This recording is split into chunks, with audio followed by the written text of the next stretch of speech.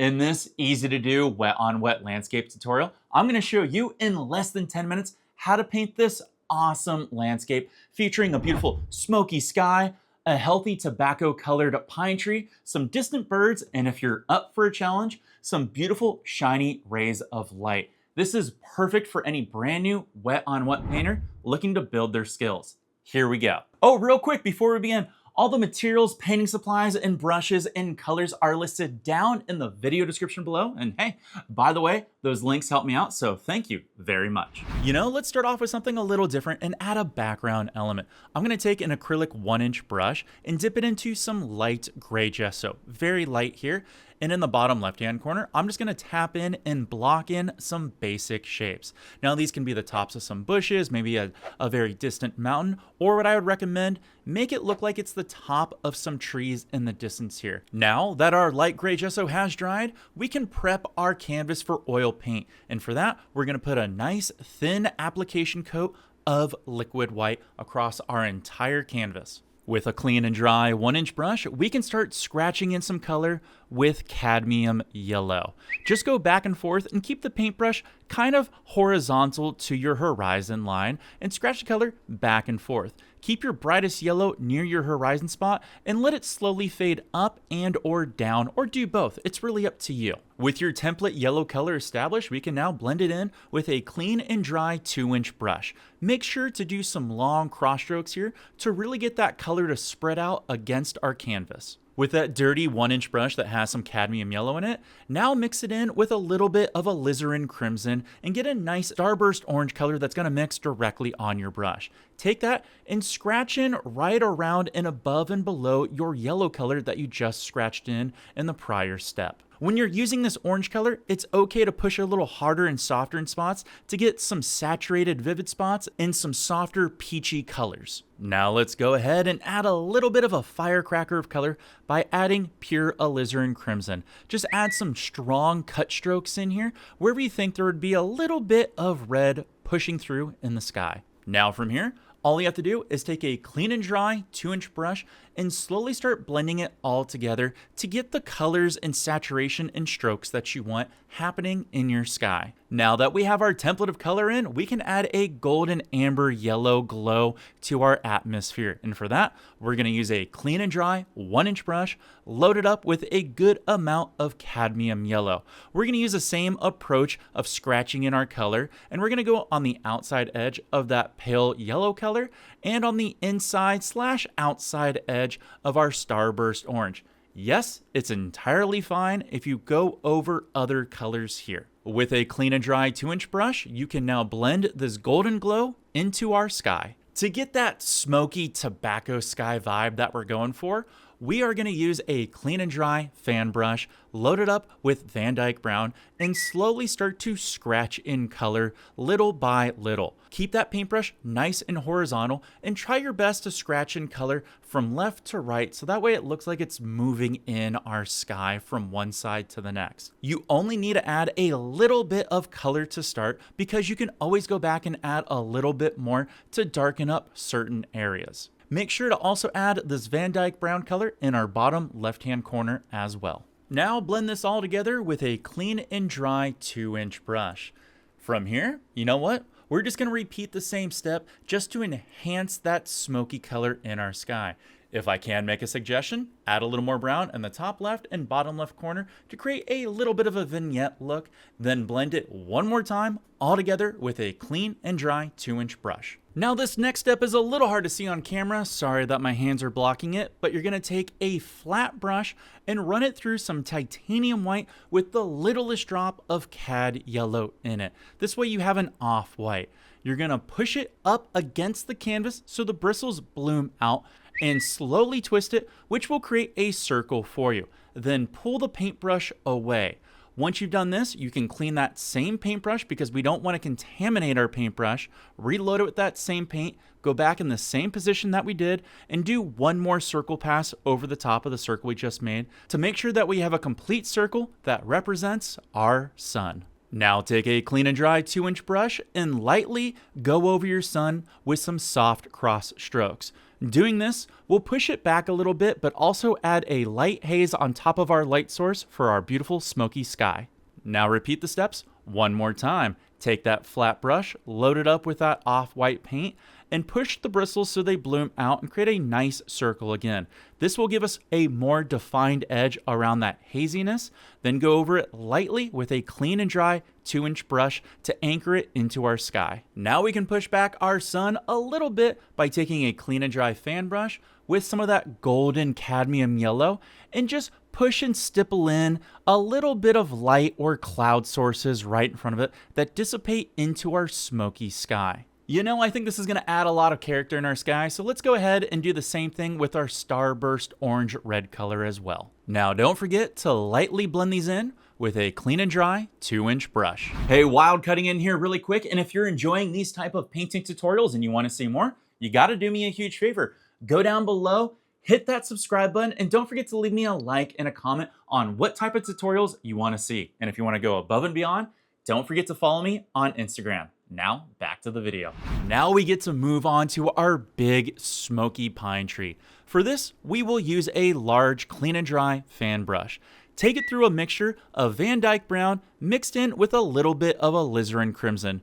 Do about 3 parts brown to 1 part red. This will give you a nice smoky color. Then create a nice template as you work from the top right side and create a back and forth triangle as you work your way down your tree. Don't worry about filling it out the first time. I highly recommend creating a template first so that way you can visualize where you go from here. Now reload your brush and follow your template. This will give you more direction on how you can fill out all the different leaves, pine needles, branches, and flow of your tree that you want to have. I want mine to kind of curl up a little bit because this is a nice healthy tree for me. Now don't be afraid to reload your paintbrush multiple times. Whenever it starts to run out of paint, feel free to reload. Whenever you feel like you're not getting the shapes that you want within your bristles, reload. Just reload it with that same smoky tobacco brown color that we made and go from all the way to the top, all the way down to the bottom. Now, we as artists just put a lot of wet paint on this tree, which means we're going to have trouble making other paint stick on top of it. A nice easy trick for you and I is let's take a blue shop towel and softly push it up against our tree and take the back of our hand and our fingers and push up against our tree so that way all the excess oil and pigment soak into that towel. Then lightly pull it straight away, and now all of that loose pigment is in our towel and not on our canvas. Take that smoky tobacco color that we used to form our tree and add some black into it so it knocks down the color a little bit. This will be perfect to add where the trunk of our tree would be, since light will have a harder time pushing through the tree or wrapping around, and push some in there as well on the bottom branches of our tree to give it this nice dark 3-dimensional shape. Now is a great time to go back, change, fix, or add any extra branches or part of the tree that you want to do.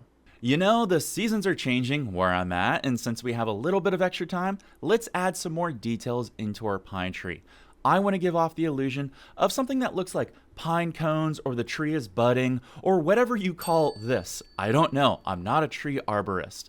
But we're going to take a small stippling brush or script liner brush, and with a light mixture of cadmium red, a little bit of Dyke Brown, and a little bit of titanium white mixed together, we can start pushing in on the ends of our trees.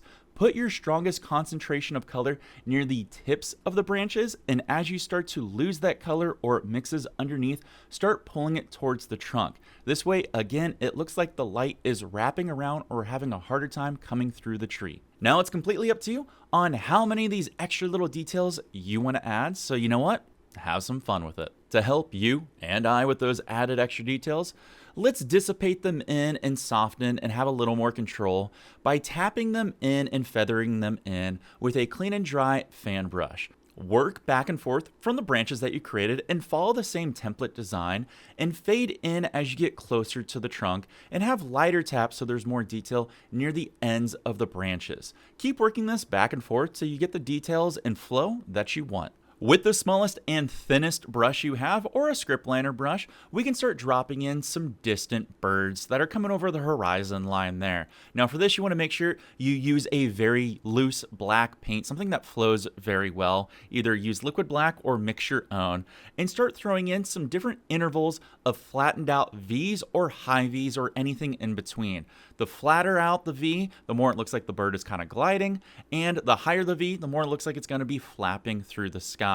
Also, the smaller the bird, the further it's in the distance. The larger the bird, the closer it is to our perspective. So keep that in mind. I would put your smaller birds near the sun and then start making larger birds off to the left-hand horizon side as they kind of swoop down closer to us to give us more of a balanced painting. But it's completely up to you on how many birds you want to add in your sky.